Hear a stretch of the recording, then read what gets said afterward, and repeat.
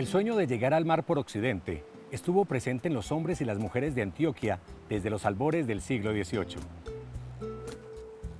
Y a finales del siglo XIX, Antioquia tenía la necesidad de conectarse con el mundo para darle salida a la gran producción agrícola, minera e industrial y para facilitar la importación de insumos y maquinaria a menor precio. Además, una Antioquia rica en tierras y recursos esperaba ser domada y colonizada. La zona del occidente antioqueño.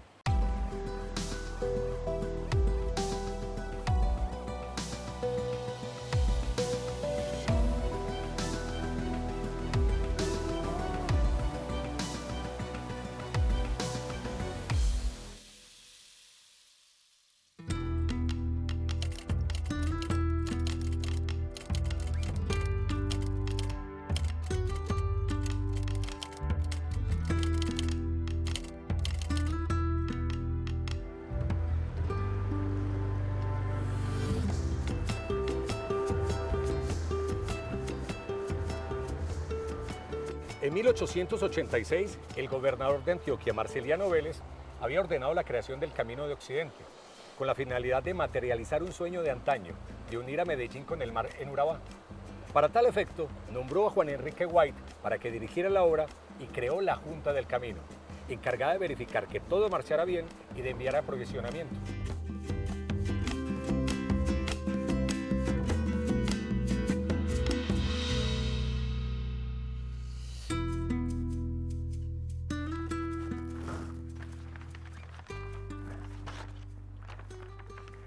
El gobernador Marceliano Vélez había dispuesto que el camino se abriera desde el paso del río Sucio, abajo de Dabeiba, hasta algún puerto en un río navegable que llevara sus aguas al Golfo de Urabá.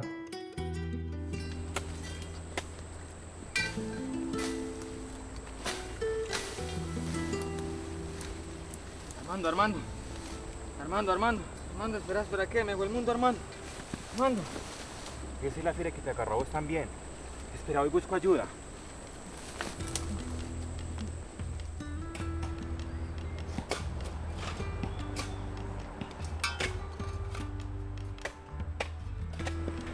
Henry.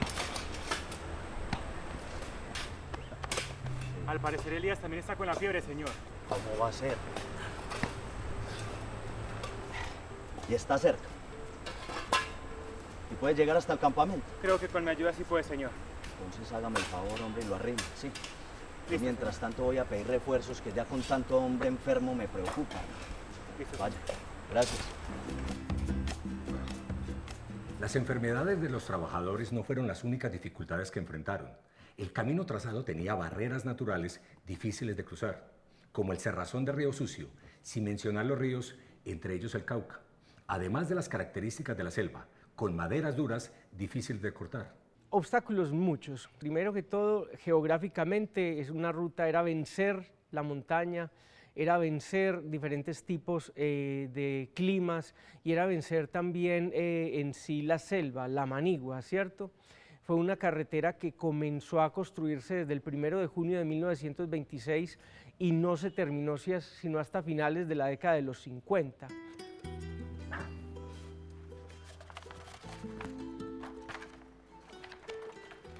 Desde finales del siglo XVIII había funcionado un antiguo camino de herradura que salía de la ciudad de Antioquia hacia Urrao, donde cruzaba el río Panderisco.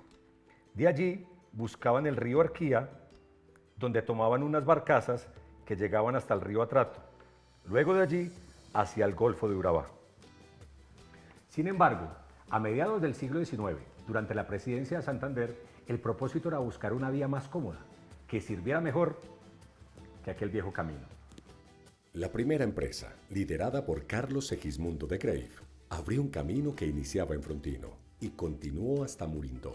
El camino fue terminado, pero no operó por mucho tiempo, por falta de colonos que se asentaran en las tierras vecinas. Poco tiempo después, otro camino, conocido como Los Antioqueños, tomó su lugar. Este pasaba por el río Sucio, en Dabeiba, y trepaba por la cordillera hasta el Cerrazón, donde descendía hasta Quiparadó y de allí seguía hasta Mutatá. El trazado de la nueva vía que dirigía Juan Enrique empezaba en el paso del río Sucio y se extendería hasta Mutatá para luego seguir hasta el Manso sobre el río Sucio o hasta Bujíos dependiendo de que las condiciones fuesen favorables para la llegada de los vapores por el río Trato.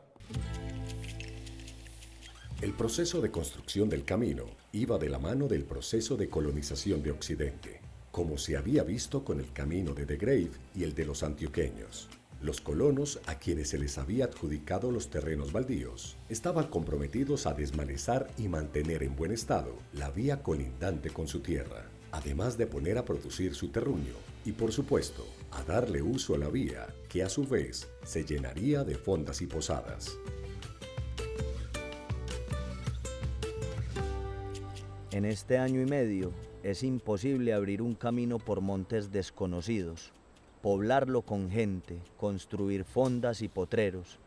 Ya tenemos el camino para las bestias, las fondas llegarán cuando el tráfico lo autorice. Siento tener que decir que entre la gente establecida en el camino hay algunos desalentados. Tienen la impresión de que el gobierno abandona la obra. En Frontino, donde empezó la construcción del Camino de Occidente, este había empezado a dar sus frutos, estimulando la explotación del caucho y del oro.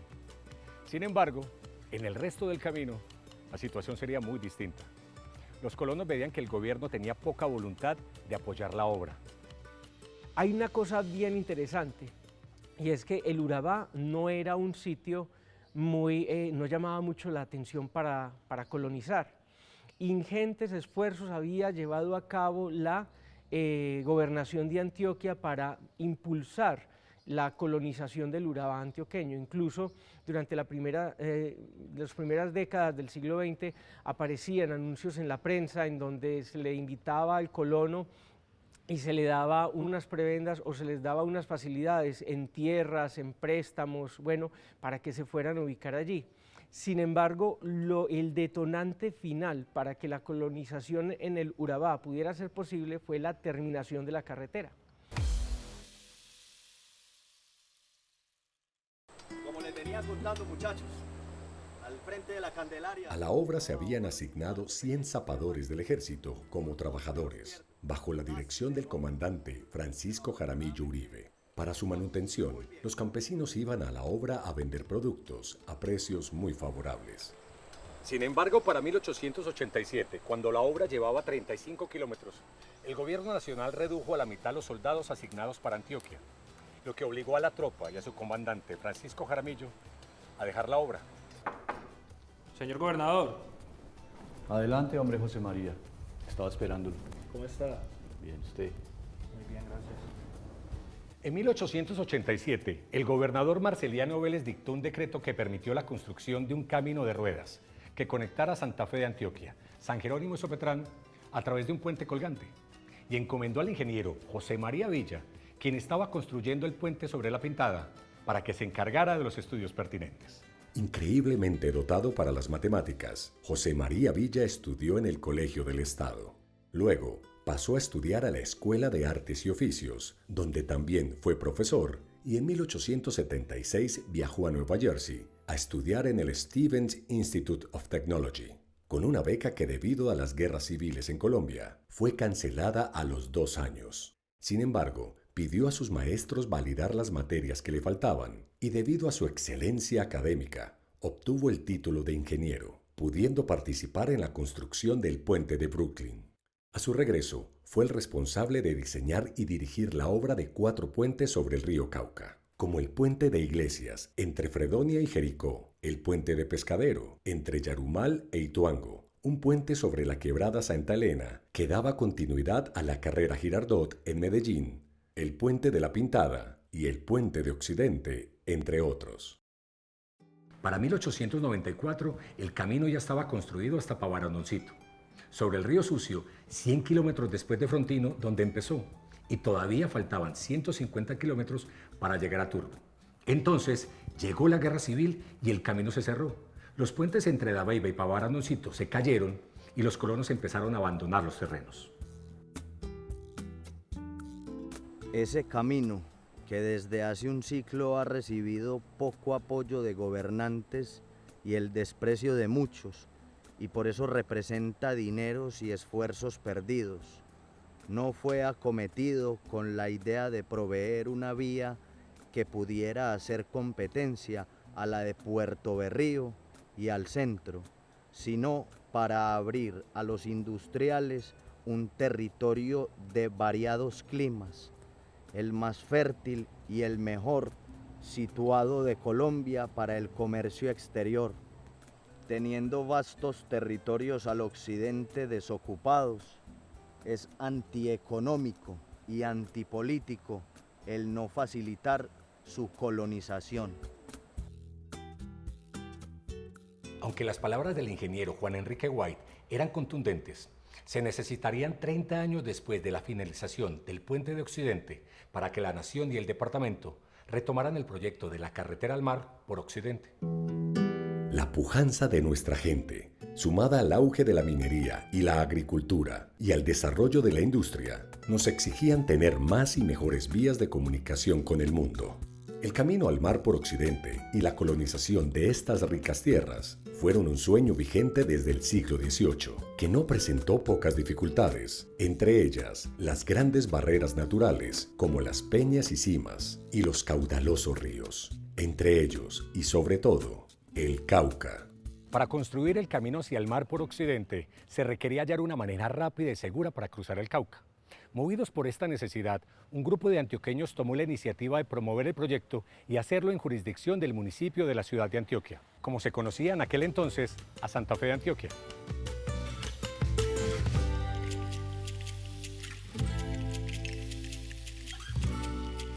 El 14 de febrero de 1886 se habrían reunido en la residencia del señor Fabricio Villa un grupo importante de líderes e ingenieros, entre los que se encontraba el mismo Juan Enrique White, recientemente contratado para dirigir el Camino de Occidente. El propósito de la reunión era crear la Junta de Fomento para promover el proyecto del puente y con él el desarrollo de la región. Los resultados de la reunión le fueron informados al gobernador de Antioquia, quien, entusiasmado, contrató a José María Villa para que estudiara la factibilidad del puente. El ingeniero entonces se desplazó al sitio y recorrió la zona con mucho cuidado.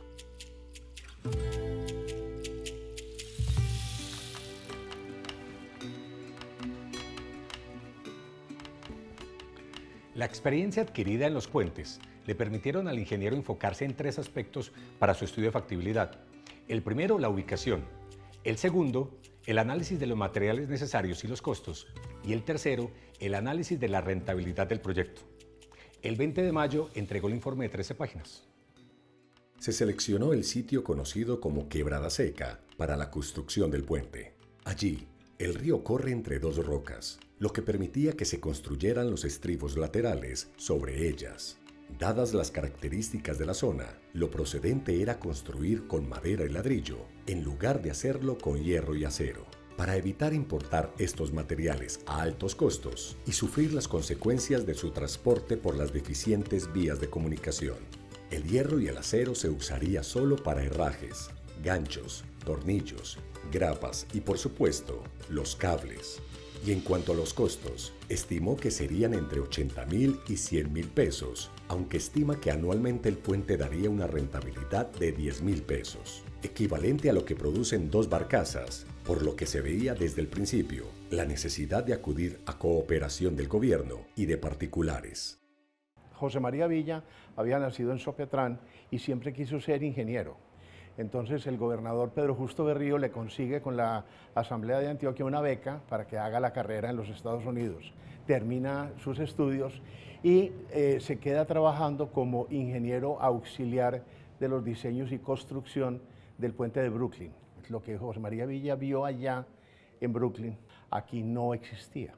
Entonces lo primero que él tuvo que hacer fue adaptar materiales locales para sustituir el hierro, pero traer ese acero en buques hasta Puerto Berrío y de ahí traerlos en mula hasta el interior de Antioquia era tarea imposible. Los trabajos del Puente de Occidente comenzaron el 4 de diciembre de 1887. José María Villa estaba entusiasmado. En un principio se limpió el terreno y se inició el montaje de las instalaciones de la obra. Se contrataron albañiles, obreros y artesanos y se procedió a buscar los materiales necesarios.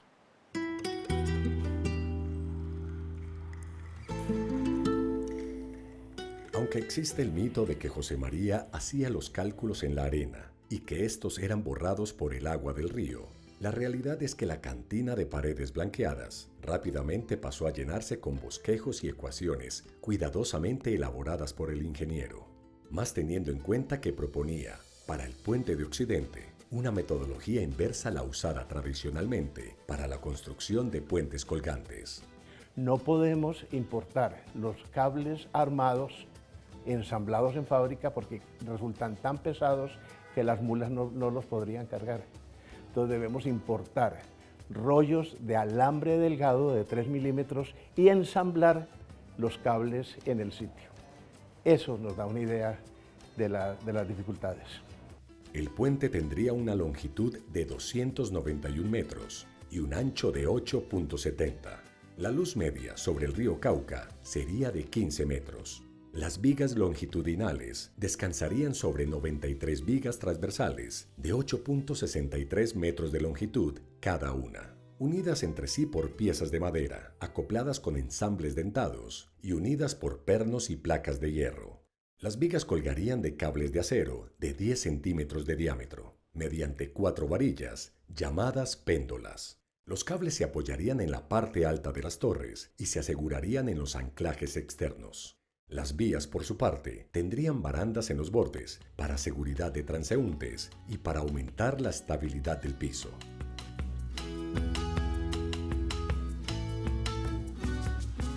En el lado occidental, los cables se anclaron en la roca natural directamente. Cada manojo se agarró de un gancho de 6.30 metros de longitud que atraviesa el macizo. Para acceder al interior de la roca y anclar mediante tuercas dichos ganchos, se excavó el túnel en forma de T. En su momento, una de las grandes dificultades que debieron enfrentar fue la perforación de los agujeros en la roca, asegurándose que quedaran paralelos, a pesar de la corta distancia que los separa.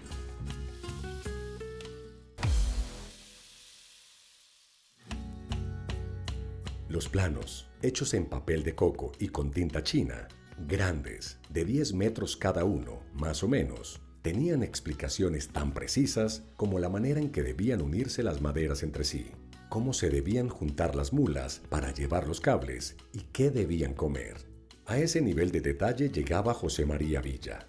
Nada quedaba al azar. La prueba de resistencia se hizo con ganado y él le fue metiendo ganado al puente, hasta que prácticamente lo llenó. Él se monta en una barquita y en medio de la barquita se coloca debajo del puente y empieza a tocar el violín.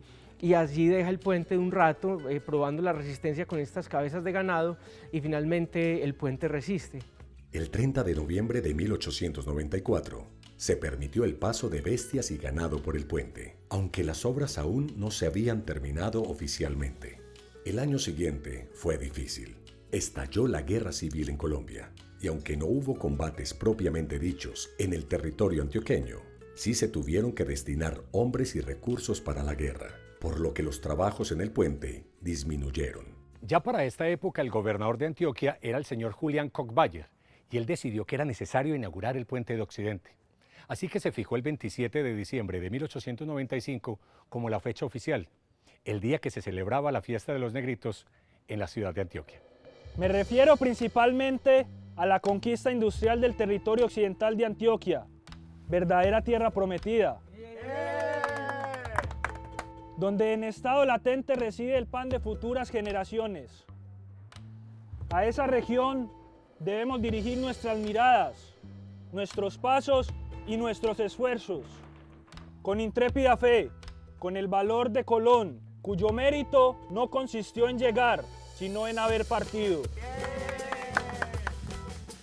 Si bien las palabras de José María Villa coincidían con el anhelado sueño de los antioqueños, no solo de llegar al mar por Occidente, sino de propiciar la conquista de la región que se anunciaba próspera, poco se hizo por espacio de 30 años.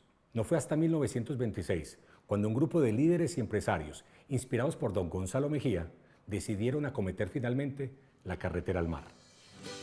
En 1926, la Asamblea Departamental ordenó iniciar la carretera proyectada desde Medellín hasta Dabeiba, con una longitud de 140 kilómetros, y estudiar el trazado desde Dabeiba hasta el Golfo de Urabá, siguiendo la ruta definida años atrás por el ingeniero Juan Enrique White para el Camino de Occidente.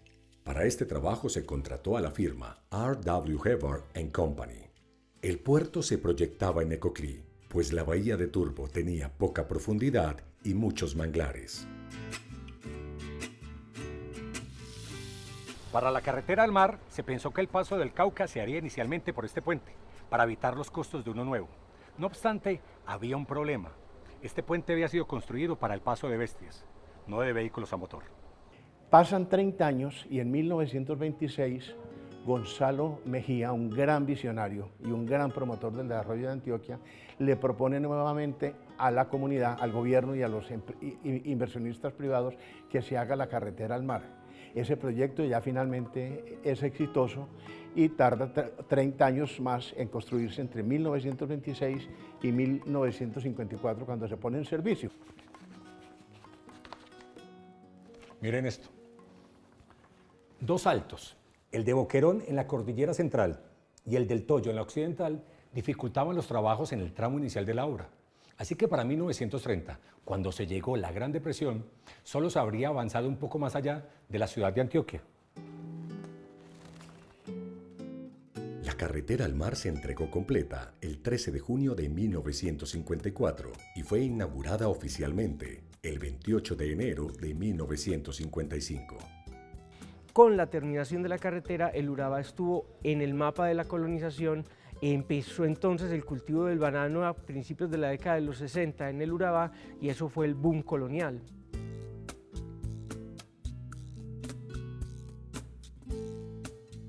Empieza a fluir con el puente ideas, sentimientos, técnicas, personas y todo lo que se puede confluir entre estas dos márgenes del río. Entonces su importancia inmensa.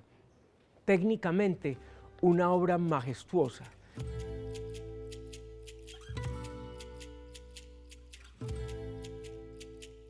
Este puente, que ha sido declarado Monumento Nacional, ha sido restaurado y repotenciado. Su belleza e imponencia, expresión de la genialidad de un hombre, de la visión de un grupo de empresarios y de los anhelos de todo un pueblo, aún hoy nos deja sin palabras. Es símbolo también de este camino al mar, de este puerto al mundo con el que todavía soñamos.